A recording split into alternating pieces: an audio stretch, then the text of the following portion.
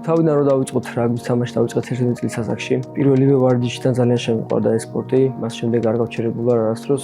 ვერასდროს ვერ წარმოვიდგენდი რომ საერთოდ ეროვნულ ნაკრებში ვითამაშებდი, მაგრამ დროთა განმავლობაში ასაკობრივი ნაკრებებიდან გამომდინარე მომიწია რამდენიმე თამაში სამაში და ისე მოხდა რომ 18 წლის ასაკში უკვე ეროვნულ ნაკრებში დამიძახეს.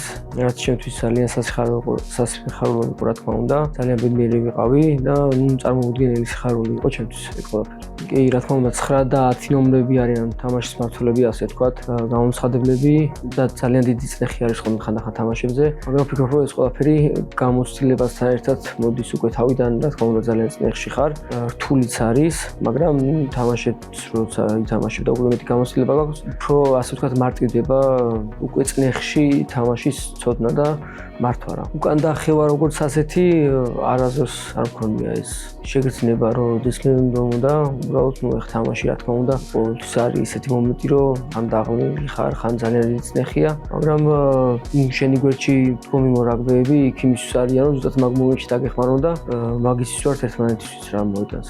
ვასილ ობჟანიძე არის ჩვეულებრივი ადამიანი, ყოველთვის ცდილობს რომ არაფერი არ გააფუჭოს, არავის არაფერი არ დაუშავოს, ყველა უყვარს, არის მშობელი და ვცდილობ ხოლმე რომ ჩემ ბავშვებთან რაჩება მეტი დრო გავატარო, იმიტომ რომ როდესაც სპორტზე ვარ და შეკრებაზე ვარ, ასე ვთქვათ, ხშირად ყოფილა ეგეთი მომენტი, რომ კვირების განმავლობაში არ მინახავს შვილები, ამიტომ როცა თავისუფალი დრო მაქვს და მოედნის გარეთ ვარ, ყოველთვის ვცდილობ რომ მათთან ერთად მეტი დრო გავატარო რაც შეიძლება. პირველ რიგში რაგბმა მომცა ადამიანობა, მასალა, გვერდში დგომა, ძმაკაცობა მასალა და რომ ადამიანი არასდროს არ უნდა დატოვო გასასწრებში, ყოველთვის გვერდზე უნდა იყო, როდესაც შენი მეგობარია, მაგაცია, თუნდაც არ არის შენი ნაცნობი, ყოველთვის უნდა დაეხმარო ადამიანს. ვეტყოდი რომ არ ენერგიულა, იმიტომ რომ ძალიან ბევრი ენერგიულა მაშინ, არ ვიცი რას ვეტყოდი, ვერ გეტყვით ახლა. ალბათ რომ ნაკლებად ენერგიულა და 100% გაეკეთებინა რა თამაში. რაც შეეძლო გაეკეთებინა ყოველ შემთხვევაში ის. ასე თუ ისე საკლუბო დონეზე ვფიქრობ რომ კარგი დივიზიონში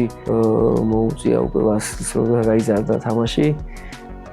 რა თქმა უნდა ყოველთვის მეტი შეიძლება და ყოველთვის მეტი უნდა მოთხოვოთ საკუთარ თავს, მაგრამ ვერასდროს ვერ იტყვი წინ რა იქნება და როგორ იქნება, ამიტომ რაც არის ყოველთვის იმაზე უნდა იყო კონცენტრირებული და შეეცადო რომ საკუთარ თავს მეტი მოთხოვო, უფრო მეტი გააკეთო და განვითარდე უფრო მეტი.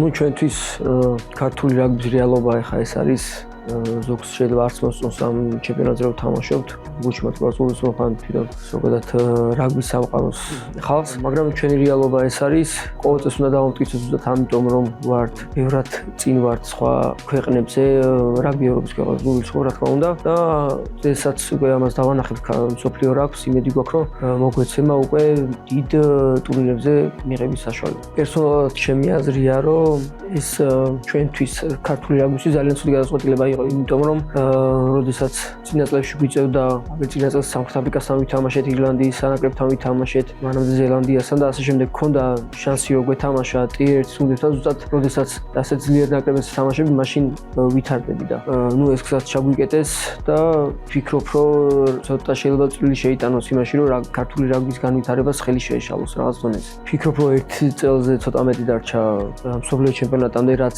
ჩემი აზრით არ არის ძალიან დიდი დრო. თუმეტესთან თვითონ ახალი სისტემა ჩამოიტანა, ახალი სისტემები უნდა ვიმუშაოთ, რაც შეთვის სიახლეა ყველასთვის. პირველ რიგში ეს სისტემები უნდა დავხვეწოთ და შემდეგ უკვე შერკინე ბაუტი გამოსორდება და ინდივიდუალური თამაში რა თქმა უნდა ხაზის. ვინაიდან და რადგანაც უკვე მსოფლიო ჩემპიონატზე 4 გუნდი დაემატა, როგორც ვიცი, უფრო შედარებით უფრო მარტივია ჯგუფიდან გასვლა. ჯგუფში გვყავს რუმინეთი, სამხრეთ აფრიკა, იტალია და რა თქმა უნდა იტალიას თამაში იქნება უმნიშვნელოვანესი, იმიტომ რომ შევეცდებით რომ ჯგუფი მეორე ადგილზე დავასრულოთ მინიმუმ. როგორც ყოველთვის იტალია ესე ვთქვათ ჩვენი კონკურენტი არის და შევეცდებით რომ მაქსიმალურად ბევრი რამე გავაკეთოთ, შევეცადოთ რომ ყველაფერი გავაკეთოთ მაგ თამაშისთვის და ნუ გამარჯვება დაგვჭირს ჩვენ. ჩემი აზრით საქართველოს ნაკრებს შანსი ექნება რომ გავიდეს ჯგუფიდან პირველად თავის ისტორიაში მსოფლიო ჩემპიონატზე და ვითამაშოთ მეორე ფინალი და იმედი მაქვს რომ ესეც იქნება რა. პირველ რიგში ძალიან მახარებს და მინდა რომ ყველას მიულოთ სამდენ დებიუტი. ძალიან ბევრი დებიუტანტი არის ნაკრებში ვფიქრობ, რომ ეს ქართული რაგბისთვის ძალიან კარგია, იმიტომ რომ უფრო კარგად განვითარდება ქართული რაგბი ჩემი აზრით. რაც შეეხება ჩემს როლს, ყოველთვის ვცდილობ, რომ თუ რამე ისეთ დეტალი იქნება, რაც შემიძლია რომ დავეხმარო და გამოასწორებინო, ყოველთვის ვაკეთებ მაგას და ვეხმარები ბიჭებს ყოველს.